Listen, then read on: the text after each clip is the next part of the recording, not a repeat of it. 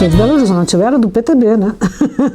Me leva para o marxismo, uma inquietação teórica e prática, entende? Quer dizer, eu queria entender o mundo, e era o marxismo que me dava os instrumentos para isso.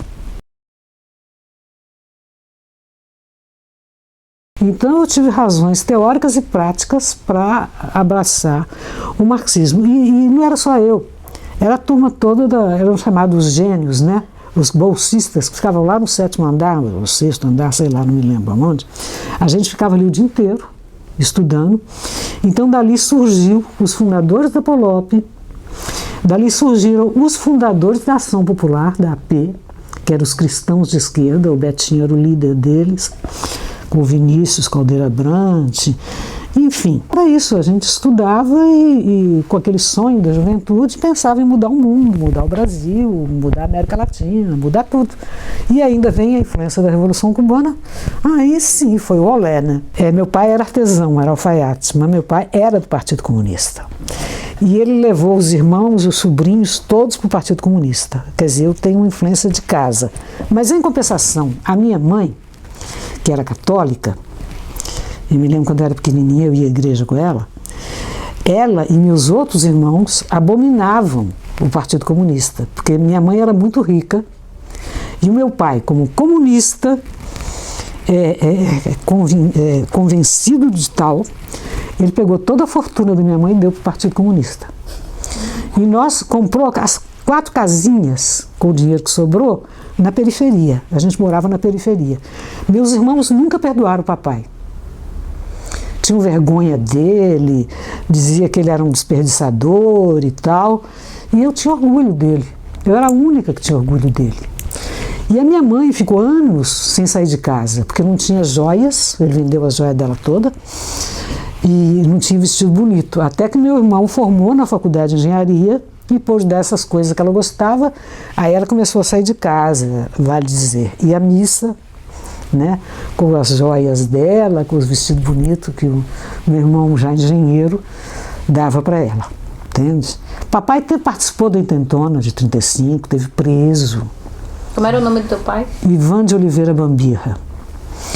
Entre parênteses, Bambirra é um nome inventado. Meu avô era Braga, mas como chamavam ele de Bamba, porque era Bamba, e birrento, Bambirra. Ele adotou o nome Bambirra, tanto que quem chama Bambirra tem que ser meu parente, uma família muito pequenininha. E, no fundo, o papai admirava a gente. Mesmo com você optando pelo PTB? O PC fazia aliança com o PT, né, nessa época, com o PTB. No movimento PCB, sindical? Claro, fazia aliança e tal, né. Aí a coisa ficou pior quando a gente formou a Polop. Mas eu me lembro que minha mãe falava, os comunistas da Vaninha são comunistas bons, porque ajudam ela. Já os comunistas do Ivan, o pai, né, são comunistas que não prestam, levaram o dinheiro todo da gente. Entende? Ela falava que ajudam porque na época da clandestinidade a gente tinha uma casa que para ir lá tinha que ir de olho fechado. Aí mamãe e papai foram me visitar quando eu estava para ter minha filha e fomos buscar ele no aeroporto. E eles falaram com ele, tem que ir de olho fechado. Bom, tudo bem, eles fingiram que foram com olho fechado. Minha mãe foi com olho fechado mesmo. Mas também ela podia olhar que ela não sabia. Ela, lá no meio de São Paulo, quando foi no dia seguinte, a gente levanta para tomar o café, tinha pãozinho fresco na mesa. Falei, pai, o senhor saiu, está proibido. Ele virou e falou assim, fica quieta, Vaninha. Ele gostava muito de falar isso, é um jeito muito parecido com o de Rui Mauro. Fica quieta, Vaninha, fica quieta. Eu tenho muita experiência. Experiência do velho comunista. Comprou pãozinho quente para nós, não submeteu a disciplina nenhuma. A motivação desse livro, que foi escrito no Chile há 40 anos atrás, foi devido a uma grave crise que ocorreu em todo o continente e que era produto da mudança do caráter da dependência devido à penetração intensa do capital estrangeiro nas nossas economias. os investimentos que antes vinham como importação de mercadorias passaram a chegar ao Brasil como investimento de capital. Então, o capital estrangeiro o que fazia? Aonde já existiam indústrias nacionais instaladas, eles entravam, não é certo? E tomavam o controle da situação. E onde não haviam certas indústrias, que as manufaturas e tudo isso sofreu um desenvolvimento muito intenso depois do segundo pós-guerra. Eles vinham então com as maquinárias, instalavam as maquinárias aqui já como investimento de capital e passaram a controlar a economia. Quem controla a economia naturalmente controla o cenário político. E subjugaram as nossas classes dominantes, que passaram à condição de classes dominantes dominadas, certo? Essa é a nossa história. Começa uma nova etapa, não é certo? De dominação externa, que na realidade era uma dominação interna, porque eles manipulam a economia, a política, a cultura, etc, etc, etc, os níveis da sociedade brasileira. O capital estrangeiro passa a ser manda tudo no país. Foi isso, exatamente entender esse processo para encontrar vias de superação. A minha obra sempre foi uma obra muito militante. Eu nunca escrevi nenhuma página que não tivesse um objetivo de ajudar a transformar, a mudar a realidade do continente, a realidade da América Latina e a realidade do Brasil em particular. Então essa foi a intenção da obra. Agora, não foi uma obra surgida do vazio. Nós no Chile formamos uma equipe que começou a estudar as relações de dependência. Então, dois colegas, o Orlando Caputo e o Tito Pizarro, começaram a estudar as relações internacionais dependentes. O Teotônio dos Santos, que era o coordenador da equipe, começou a estudar os Estados Unidos. Ele dizia, os gringos vêm aqui e estudam a América Latina, estudam o Brasil. Agora nós vamos lá para estudar eles, né? E o Sérgio Ramos, que era outro membro da equipe, ele começou a estudar a situação política do Chile, certo? Era vésperas da chegada ao Allende do poder. Então, ele ainda, o livro dele se chamava, se não me falha a memória, Chile, uma economia de transição. Será que aquilo era uma transição? Né? Porque ele dizia que nós tomamos, e dizia corretamente, nós tomamos o governo, mas não tomamos o poder. O poder ainda está nas mãos da classe dominante. Logo a classe dominante mostrou realmente quem é que tinha o poder ali, com o golpe contra o Allende. Bom, então esse foi o contexto, quer dizer, é o clima de radicalização do Chile, a possibilidade de vitória do Allende, porque o Allende só vai ser eleito depois que o meu livro já estava impresso, por exemplo. Né?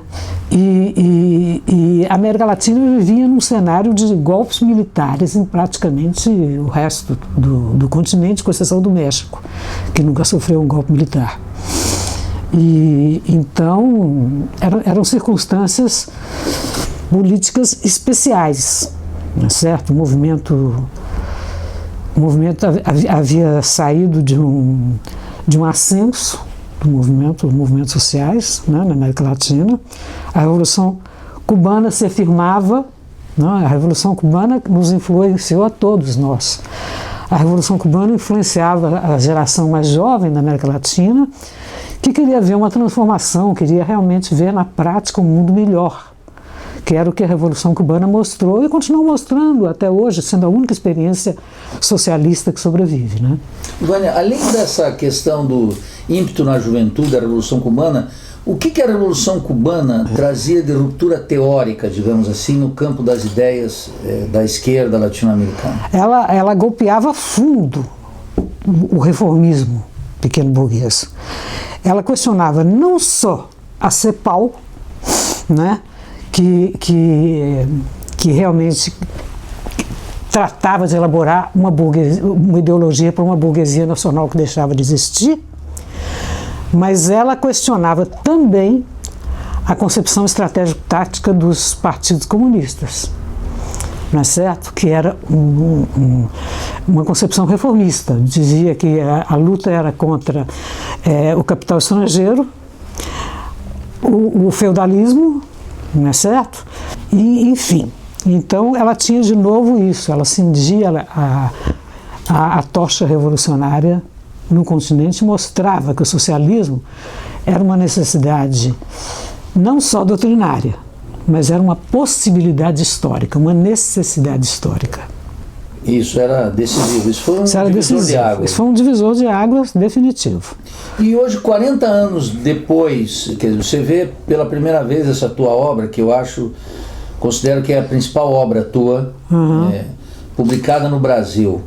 Eu diria, além do teu sentimento sobre essa publicação tardia, qual é o recado fundamental da tua obra para o pensamento crítico hoje, e para a esquerda brasileira hoje? Ela continua mostrando isso, que o socialismo é viável e é possível.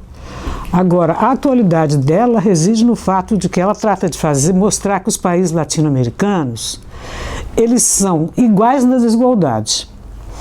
Porque houveram países em que foram produtos de um desenvolvimento industrial. E houveram países onde a industrialização nunca chegou.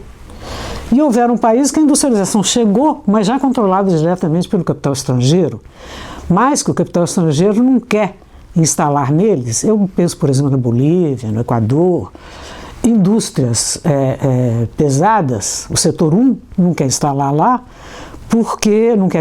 porque são países que eles consideram com população reduzida, com muitas limitações. Então eles preferem escolher determinados países chaves, que já têm uma industrialização antiga, uma mão de obra formada, barata, não é certo? Eu faço uma tipologia, né, em que eu mostro que Brasil, Chile, Uruguai, Colômbia, México e Argentina, são 6 países que eu considero do tipo A, não é certo? São os países onde realmente o capital entra para a partir daí se expandir para a América Latina inteira. E os outros, que eram países tradicionalmente de enclave, quer dizer que a produção, em geral, de produtos agrícolas ou pecuários ou matérias-primas, não tem que ver, não gera o mercado interno. É a indústria que gera o mercado interno, não é certo? Então, esses são países que se desenvolveram muito menos, né? E cujas possibilidades históricas de desenvolvimento vai depender da capacidade de integração, um processo de integração continental, né? O Rui Mauro Marini já analisou isso num livro que se chamava América Latina, Integração e Desenvolvimento, se não me falha a memória, esse é o título do livro dele. Dependência e Integração. Dependência e Integração, exatamente. Como é que tu vês hoje justamente esses países do tipo B, como é o caso da Venezuela, Bolívia, Equador, e eles estão propondo uma outra forma de organizar a vida, tentando sair dessa lógica. Como é que tu observa? Pois é, e com muita dificuldade. Muita dificuldade. Você veja a situação da Venezuela.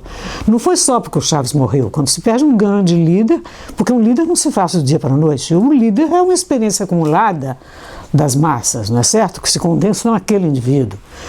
Então a morte do Chávez realmente foi terrível. Mas não foi só isso.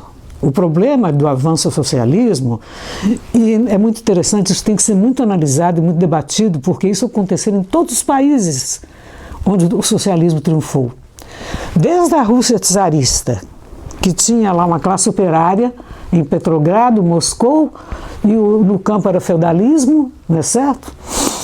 Passando pela China, não é? Que era também feudal. Né? Na Rússia, o dramático, inclusive, que tinha um proletariado muito consciente, muito organizado em Petrogrado e em Moscou, mas esse proletariado praticamente desapareceu fisicamente. Com a guerra. Devido às 14 invasões de países estrangeiros ao território russo e devido à guerra civil, né? Então eles morreram lutando, defendendo o socialismo.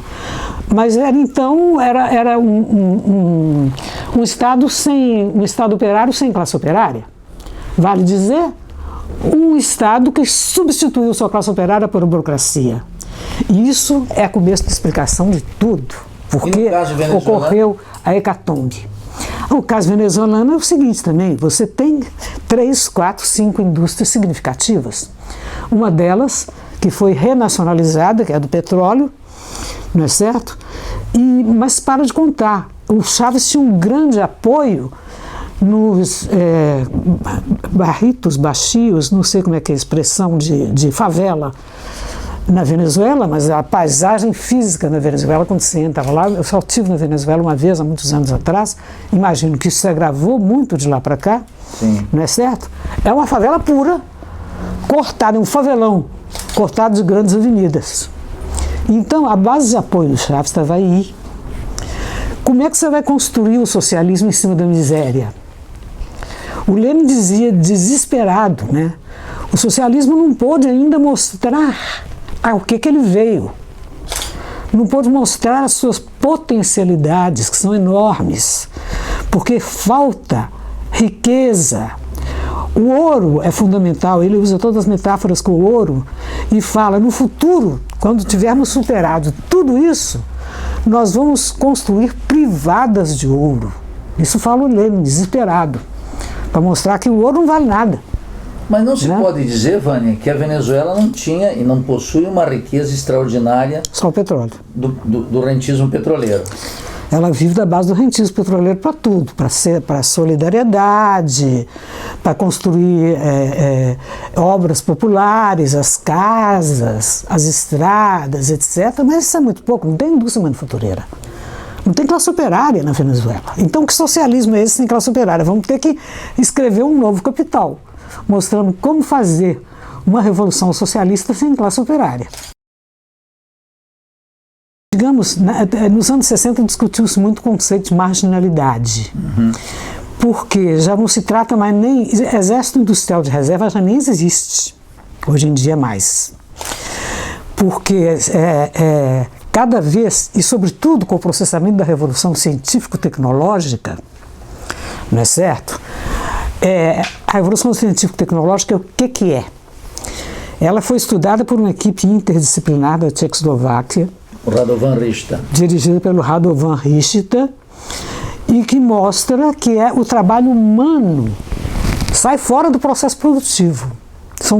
É um processo de robotização, máquinas e máquinas e máquinas fazendo todo esse trabalho. Então o ser humano vai poder dedicar-se ao lazer. Não, lazer no sentido de ficar planando na praia, de barriga para cima, não é isso. Ele vai poder aperfeiçoar a cultura, as descobertas, os descobrimentos científicos, desfrutar da natureza, desfrutar da vida, não é certo? Porque não vai haver escassez de bens, ao contrário, vai haver abundância. Sair do vale de lágrimas, exatamente. Então, é isso que vai liberar a humanidade, mas ele também mostra que exatamente por isso a revolução científico-tecnológica ela é incompatível com o capitalismo. Por quê? O capitalismo vive de quê? Da exploração do trabalho assalariado, da mais-valia. E na revolução científico-técnica não vai haver mais trabalho, não vai haver mais mão de obra, não vai haver mais trabalho físico. Então ela veio para criar um novo modo de produção que não é nem o socialista, é o comunista.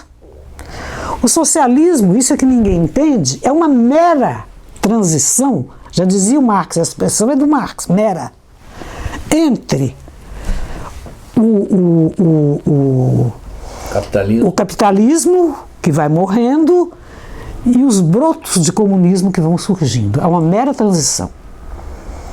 Quando esses brotos vão ficando maiores, esses aqui vão diminuindo e tal, e aí o socialismo deixa de existir, como dizia todos os teóricos clássicos do marxismo, Marx, Engels e Lenin, deixará de existir, como deixará de necessidade de existir um Estado, aparelhos repressivos, etc., etc., que já tinha sido programado de maneira muito bonita pela Comuna de Paris.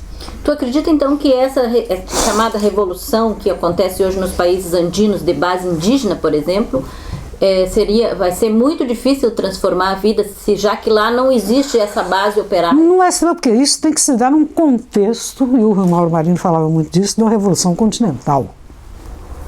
entende? Quer dizer, no contexto de uma revolução mundial, umas regiões ajudando as outras, uns países ajudando os outros, umas classes ajudando as outras oprimidas, né? E então isso é uma luta global, entende? A força de uma passa para outra. É assim que eu vejo o processo. Não existem processos isolados, não é certo? São processos muito complexos em que as forças sociais se unem e se empurram para frente. Ninguém pode deter o desenvolvimento. Se deter o desenvolvimento, entra num processo de estagnação e morte, a sociedade acaba. Ainda na perspectiva analítica do teu livro, você faz uma tipologia. Uma tipologia, em geral, tem uma legalidade na perspectiva de Max Weber. Como é que você, declaradamente marxista, compatibiliza essa tua perspectiva analítica, essa tua filiação teórica, com a escolha da tipologia para identificar as peculiaridades do desenvolvimento capitalista latino-americano? Eu não tenho nada com Max Weber, nada a ver com Max Weber, não gosto de Max Weber, li pouco Max Weber quando eu era estudante por obrigação acadêmica, só por isso. A minha tipologia é marxista. Eu tinha que criar, tem muitas tipologias realmente que são inspiradas de maneira weberiana. Mas o meu marca-passo é a luta de classes. A tipologia é um recurso analítico para separar países que tiveram desenvolvimentos completamente diferentes devido à industrialização. O nível de desenvolvimento do país se dá pelo processo de industrialização, como no futuro o nível de desenvolvimento do país se dará pelo processamento da revolução científico-tecnológica. Tudo vai mudando, tudo vai evoluindo. Então foi um recurso analítico. Tanto eu falo tipo A, tipo B, para ficar bem, entende? E eu definia o que era país do tipo A pelo grau de industrialização. Eram países com industrialização antiga, que já começam desde o século XIX, Brasil, México, Argentina, o Chile, o Uruguai também, apesar de ser um país muito pequenininho, a Colômbia já nos anos 20, mas começa. E os outros países que não começaram até hoje um processo de industrialização ou que começaram com características radicalmente diferentes, que é o controle direto do capital estrangeiro. Esse foi o critério que eu explicito logo no começo, quando eu critico a tipologia do Fernando Henrique Cardoso e do Enzo Faleto. Eu acho que a teoria da dependência continua exatamente atual como nos anos 60, 70. Porque o Sartre dizia, né, que o capitalismo só será superado quando forem superadas as condições que o criaram. Eu também diria, parafraseando o Sartre, que a teoria da dependência só será superada quando for superada a dependência. Não é certo? Enquanto não for superada a dependência, a teoria da dependência é essencial para a compreensão dessa dinâmica das sociedades. E sociedades, nós estudamos na América Latina, mas, naturalmente, existem sociedades dependentes em outros continentes, em outras partes do mundo, que não era o nosso objeto de pesquisa, não é certo? Então, só mesmo quando for superado tudo isso, quer dizer, numa transição já avançada do socialismo para o comunismo e num processamento da revolução científico-tecnológica. A sociedade comunista não pode ser concebida com atraso. Ela supõe a abundância, como já intuía genialmente o Marx. Era uma intuição, ele não tinha como comprovar isso. A sociedade da abundância, o fim do Estado, todas as teses marxistas eram intuitivas. Não existia nenhuma experiência concreta que provasse isso. Tá? Então, digamos que não era ciência ainda. Porque ciência é o que se comprova. Desculpa, mesmo com crítica ao programa de Gotha, que digamos que é um... Aí é que está, é um documento intuitivo, maravilhoso. Crítica ao programa de Gotha é intuitivo. Ele fala da sociedade do futuro. Exatamente na crítica ao programa de Gotha que eu penso quando eu me refiro a isso. Que não são ideias científicas. Quer dizer, são projeções. Nesse sentido, quer dizer, como são projeções da realidade atual para o futuro, você pode dizer, tem um nível de cientificidade, sim. Porque está prevendo como isso evolui. Mas você não tem como comprovar. São projeções. Vânia, no teu livro também tu falas do papel da classe média, né, nesse processo, dizendo que essa classe média está sempre ali numa balança, tendendo, ora, ficar do lado do proletariado, olha, ficar do lado da classe dominante. Como é que tu analisa esse fenômeno da classe média hoje no Brasil? Pendendo para que lado? A classe média continua em cima do muro. A classe média é o próprio muro. Entende? Ela vai ou para o lado da burguesia, quando a burguesia oferece uma perspectiva de desenvolvimento, ou vai para o lado da classe operária, quando a classe operária está a fim de tomar o poder, tem consciência de classe e toda essa coisa. Veja bem, esse movimento estudantil fantástico, que foi espontâneo, que começou com a luta pelo passe livre, não é certo?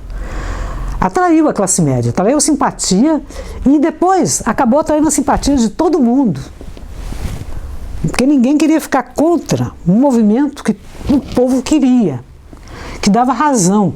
E é muito interessante porque a presidente tinha antes uma margem inédita de aprovação e de repente despenca para os 20%. Então, as pesquisas estavam erradas. O que é que houve nisso aí? Que durante um mês, que foi o mês de junho, não é certo? A mulher baixa de 80 para 30, de 70 para 20, entende? Quer dizer, no fundo, o pessoal não estava gostando de nada disso não, entende? Não estava gostando não. Mas estava todo mundo dizendo que era bom, entende? Tinha o Bolsa Família, que é assistencialismo, mas o assistencialismo tem um limite. Primeiro que o Bolsa Família é a Bolsa Miséria. Não é certo? Quem é que vive com R$200, 200, R$300, que é o máximo que ela chega, por aí? Isso é uma miséria, isso é uma bolsa esmola, não é? Quer dizer, a pessoa recebe isso, mas o filho morre na fila do hospital, porque não tem hospital, não tem médico, não tem nada, e está todo mundo vendo isso. Depois, descobre-se o petróleo, uma riqueza fantástica, que eles, inclusive, no primeiro momento, apregoam que aquilo vai tudo para a educação. E resolve, que o Fernando Henrique tinha entregado tudo para o capital estrangeiro. Foi o governo mais intelectual, sofisticado, entregou o Brasil para as multinacionais, certo? Aí veio o Lula, ficou contemporaneizando, veio esse poste que ele indicou, e ele ganhou porque ele indicou, porque essa mulher nunca tinha sido política, nunca tinha feito política, não sabia nem falar em público, como ela não sabe, ela lê tudo, todos os pronunciamentos dela são com teleprompter. E veio essa mulher e resolve entregar o pré-sal, que é uma riqueza colossal para as multinacionais. E não é só o pré-sal. As rodovias, as ferrovias, os aeroportos, é uma vergonha. O que essa mulher está fazendo aí? Agora, cuidado, porque também ela ser tirada de lá por um golpe é um retrocesso.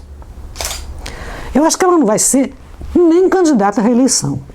Ela não tem estatura para isso. Ela está desmoralizada o suficiente para isso. Mas o fora Dilma é uma palavra de ordem perigosa, que pode levar ou ao anarquismo ou ao fascismo. Mas não pode ser, por essa característica mesmo do governo Dilma, que é uma consequência do governo Lula, uma alternativa conveniente para a classe dominante brasileira mantê-la? Eu acho que ela começa a incomodar a classe dominante brasileira na medida que ela está provocando essas manifestações gigantescas. Porque, no fundo, essas manifestações gigantescas não são pelo passe livre, não são pelos 20 centavos de diferença. A gente não nasceu ontem, né? Eu, pelo menos, nasci há 73 anos. Já vi muita história, muita coisa rolando aí por debaixo da ponte. Entende? A classe dominante prefere governos estáveis. Lula. Entende? Não sei. Eu acho que ele tem medo de se candidatar, porque um dos articuladores do Mensalão já denunciou que ele pegou dinheiro para ele pessoalmente. E isso aí, o PT, que antes era o partido, eu falei isso ontem na minha conferência, o partido que era o partido da ética, se mostrou ser um partido que não sabe o que é ética. É um partido de mensaleiros, de gente que está furtando dinheiro público. E o Lula foi o que conivente com tudo isso, que vai me dizer que um chefe de gabinete, que um Zé Dirceu sabe de tudo e o presidente não sabe? Então fez o outro de bobo, porque na melhor das hipóteses, o Lula foi feito de bobo. E como eu acho que ele de bobo não tem nada, a necessidade histórica do socialismo é líquido e certa, porque o capitalismo se transforma num regime reacionário. Reacionário não do ponto de vista de reacionário de direita, mas reacionário do ponto de vista de entravar o desenvolvimento das forças produtivas, porque o capitalismo não pode levar adiante a revolução científico-tecnológica.